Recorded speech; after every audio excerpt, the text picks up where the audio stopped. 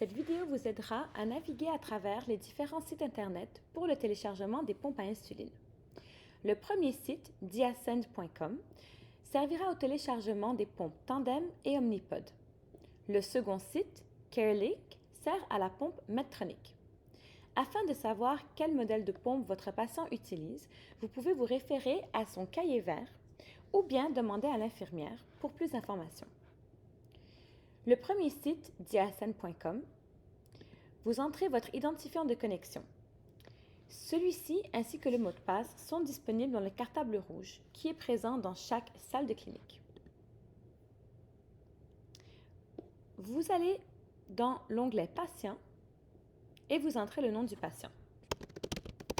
Je choisirai Flore Leduc. Afin de vous assurer que c'est le bon patient, vous avez ici le numéro de dossier ainsi que le dernier téléversement des données. Donc, nous voyons que cette dernière a téléversé les données très récemment. Vous cliquez sur son nom et nous allons aujourd'hui discuter seulement des paramètres de la pompe. Une autre vidéo vous permettra d'explorer les rapports du monitoring du glucose en continu. Le premier onglet Synthèse vous donne une vue d'ensemble. Celui-ci couvrira les 14 derniers jours par défaut. Si vous le désirez, vous pouvez choisir par exemple un mois de données. La page va rafraîchir et vous aurez les derniers mois des données.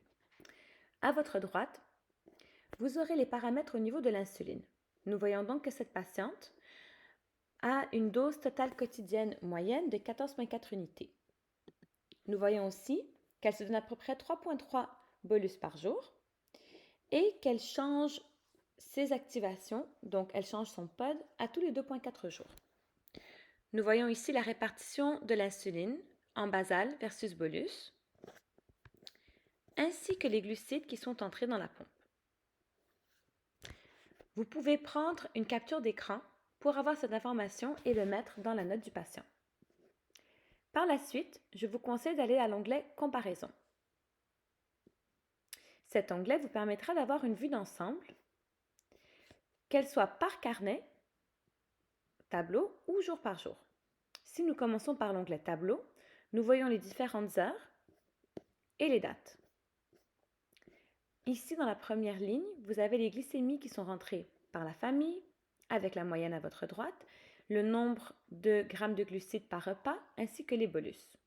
Vous avez aussi dans la dernière ligne les taux de débit basal. À droite, vous avez une moyenne des différents paramètres. Les autres icônes intéressantes sont les changements de pod ou de canule et les alarmes. Dans certains cas, vous verrez si les patients décident d'arrêter la pompe pour un certain moment. Pour cette patiente, nous n'avons pas ce type d'alarme. En bas, vous avez aussi un résumé de certaines valeurs. Un autre onglet intéressant à consulter est l'onglet jour par jour. Nous cliquons. Nous avons ainsi les valeurs des glycémies ou du monitoring en continu, ainsi que les valeurs des débits de base, basal, ainsi que les bolus avec les différentes heures. Et à votre droite aussi également le nombre de grammes de glucides. Vous avez la date, ceci vous donne une vue jour par jour des différents paramètres. Si vous souhaitez une vue plus rapide, par exemple pour un adolescent pour lequel on veut s'assurer qu'il se donne bien les bolus, vous pourrez cliquer sur insuline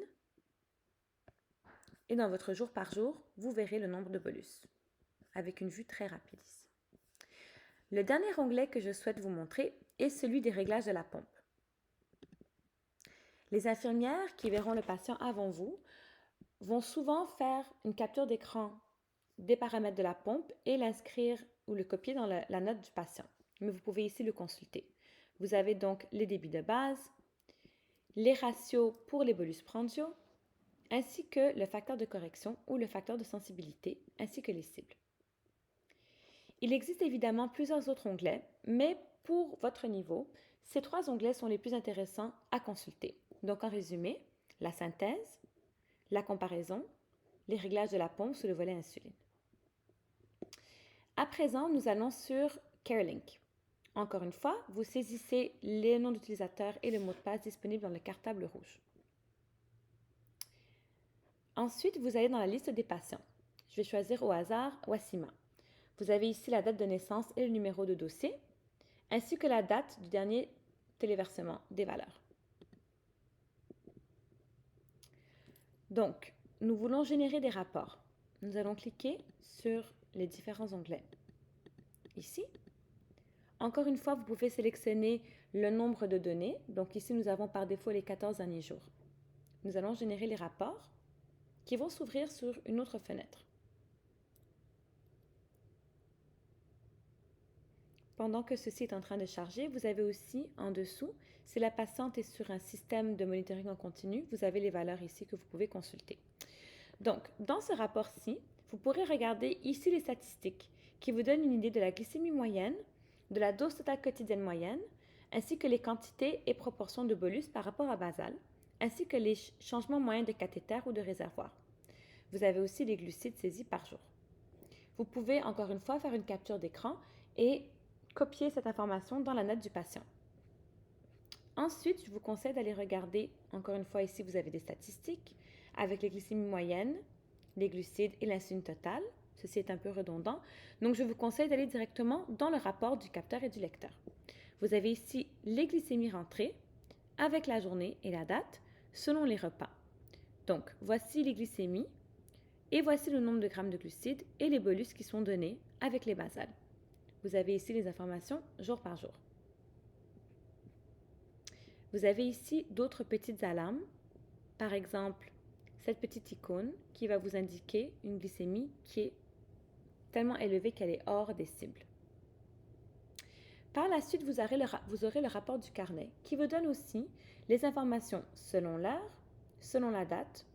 Première ligne, les glycémies avec la glycémie moyenne, les glucides pour les repas, ainsi que les bolus qui sont administrés.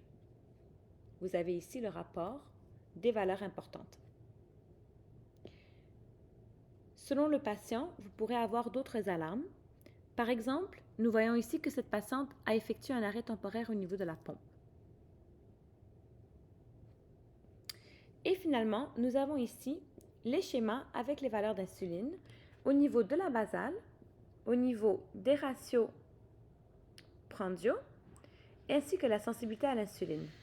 Encore une fois, l'infirmière qui verra le patient aura tendance à faire une capture d'écran de ces valeurs et celles-ci seront déjà disponibles.